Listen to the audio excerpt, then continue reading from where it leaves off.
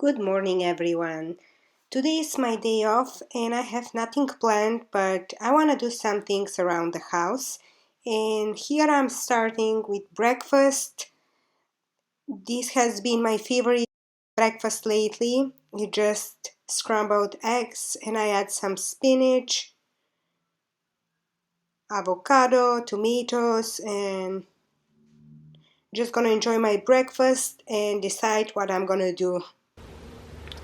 So one of the first thing I did was dyeing my hair. I just blend the roots because I dye my hair darker. Use a drugstore Garnier, and while I do this I will probably clean my bathroom.